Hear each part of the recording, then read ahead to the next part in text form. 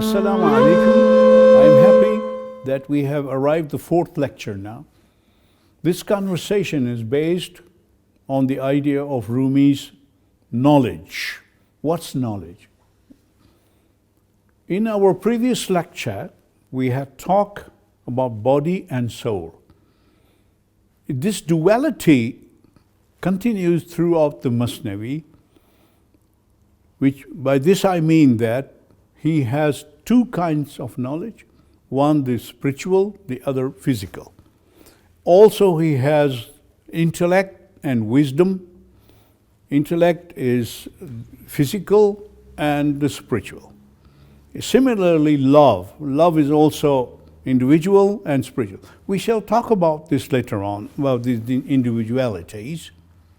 Now I start, what does he say about knowledge, the first verses? İlm-i ehli dil hammalişan, ilm-i ehli tan ahmalişan. İlm-i ehli dil hammalişan, ilm-i ehli tan ahmalişan. İlmi çun ber dil zanet yavri bevad, ilmi çun ber ten zanet bari bevad.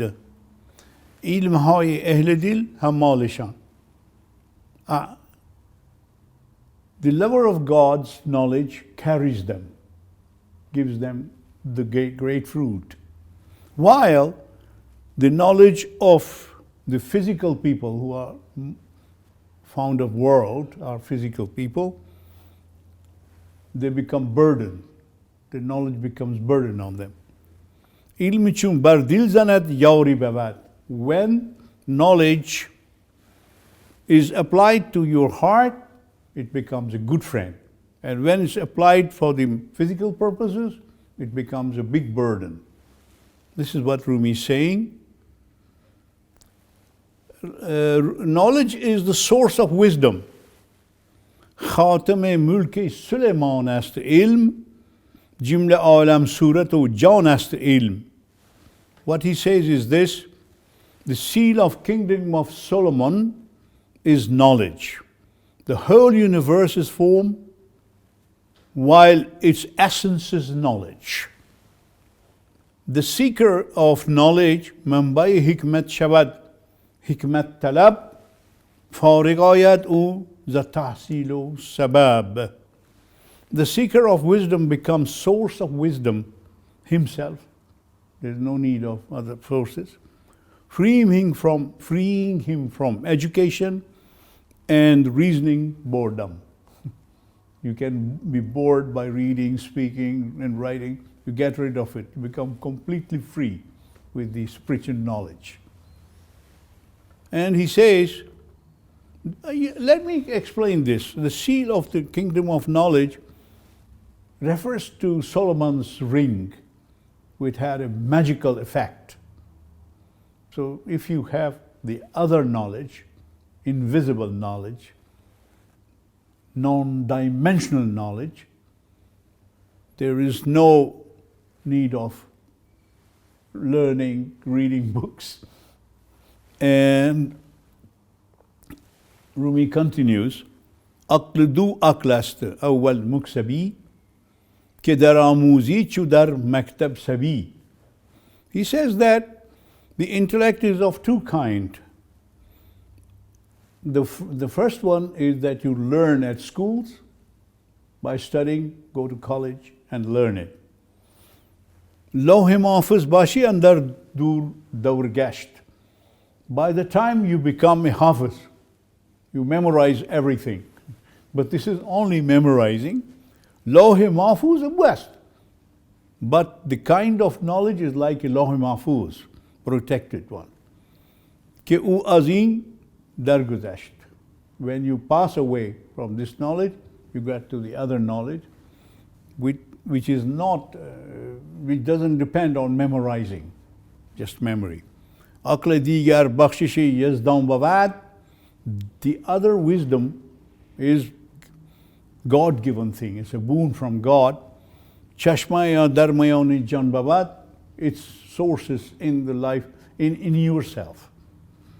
And you don't have to go to school or anything.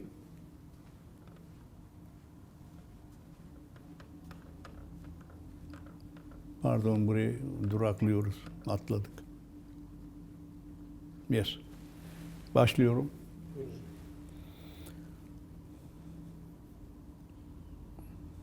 Yes. Rumi, to show the difference of these two knowledge, Rumi brings in a story about the boatman and a scholar. This scholar is an expert of grammar, which in Arabic is sarf al-nahw. So he's a great scholar of the grammar. He wants to pass the river, cross the river, and goes to a boatman, and he's on board. When he's on board the boat, he asks the boatman, "Have you ever studied grammar?" The boatman said, "No, sir, how could I? I know only about the sea, water, and all these things." Time passed. After some little time, storm broke out. And this time, the boatman asked the scholar, "Do you know swimming, sir?" He said, "No, I never learned swimming." "No, it's the big problem. I wish you had learned swimming. So instead of reading Nahv, you could study Mahv." You know, Mahv is a word in the Sufi term. We call Mahv ul-Mak in Turkish, or in Arabic, al-Mahw. Sarfum. Mahw means to become non-existent. So instead of learning so much about grammar, which is sarf al-Nahw, you could learn how to be Mahw, to be a lover of God, and then you will not be afraid of death or anything else. And Rumi, I think, himself experienced this, because he says, "شادم که از شادی جهان آزادم مستم که اگر می نخورم هم شادم." I am happy now that I have freed myself from the happiness of the world, and mastam, and I am drunk, intoxicated without drinking wine. از حالتی هیچ کس ندارم بایست. I don't worry what people say, because I am happy with this state, that I'm drunk without drinking anything. Then he says, خاموش که از این اشک و از این علم لدونش از مدرسه و کاغذ و تکرار رهیدیم. Be silent and be happy, because due to this love and the spiritual knowledge, we have set ourselves free from the school papers and repetition and exams. So when you learn the divine knowledge, you don't need any exams, papers like you do in the school. That's what Rumi is saying. He's talking about the Sufi knowledge. Har kira bashad, and now this time he says that how this happens to you. Har kira bashad zasina fatibab uz har zarra binad aftab. He who has a door open in his chest, he can see God's light through smallest atoms. In every atom you can find God's phenomena, his manifestation. This is very interesting, that when you look at the atom, there is an action, electron, proton, neutrons, and down to the smallest atoms. There is a big action. And you can see the light of God, which means the power of God there, how it is acting. Okay, then he says, love of God is required to attain his light. The biggest thing which is required for love of God is the light of God. Through the light of God, you can discover many things of non-dimensional world. Hak fashanada nur ra bar janha. God is always showering on the spirits his light. But if you have no skirt to receive it, you will not receive it, naturally. So you have to desire for it. و آن نثار نور را او یافته روی از غیر خدا برتافته. The one who finds this light on his skirt, he forgets everything other than God's face. He looks only at God. That's all. And then,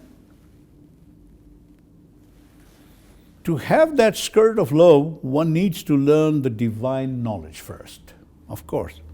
بی علم نمیتانی که پیو کشی روغن به نگر تو در آن علمی که ز پیو نظر سازد.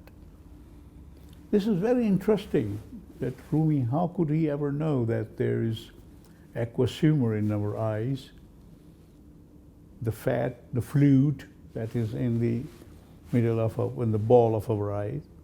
He says that, haven't you noticed that there is oil in the eye, and you can make oil out of fat?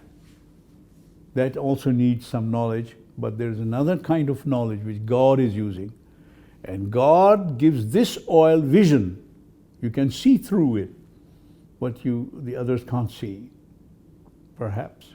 And this kind of seeing is a divine magic power. And then we come to طالب بحر این نشان.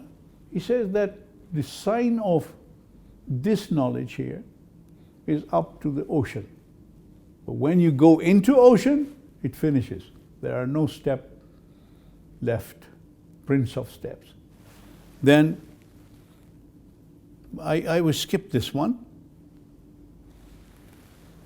Now he says that حق پدید است از میان دیگران همچو ماه اندر میان اختران. God is visible like the moon among the stars. But if you put your two fingers on your eyes, you don't see the physical things either. So do justice. If you can't see this world because you have fingers on your eyes, then just take them off. And if you can't see the other world, it doesn't mean that the other world doesn't exist. Try to see it. So he keeps on going,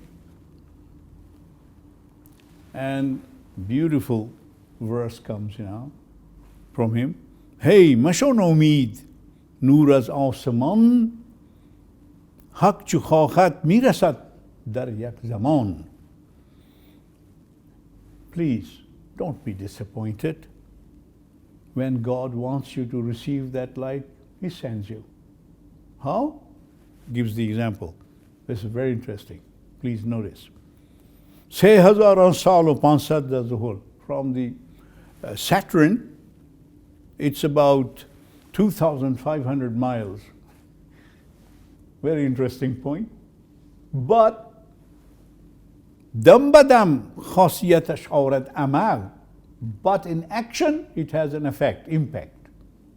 What impact? Now, the modern science knows that Saturn keeps the meteors away from the Earth and protects it. But that's the action, one of action, sorry. And interesting, of course,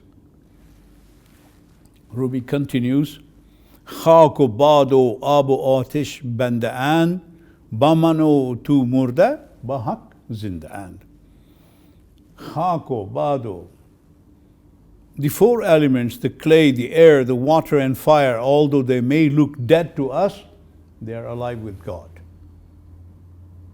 We observe things with our eyes. God is not forced to use any eyes or anything. He is not bound to it. He sees everything without eyes. So everything is open to him. And now the science is discovering many new things too. ذره ذره عاشقان آن جمال می شتابد در الو همچون حال. Every atom in love with God's beauty. Every atom loves God's beauty. They rise upwards quickly like the twigs of the tree. They are all in action. the neutron, protons and all that, and quantum, of course.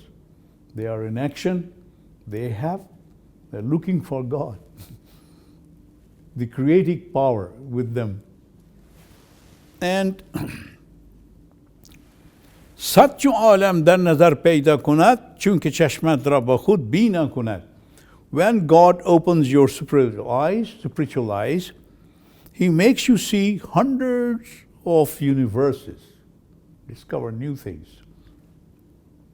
This world may look very large to you, but in a matter of fact, it looks like a small atom for God. It's very small actually. علم و حکمت زاید از لقمه halal. Light of knowledge and wisdom are born of lawful morsels. And if you don't have lawful morsels, you cannot receive light of God. If you are bribing, doing illegal things, you earning money by illegal means, forget.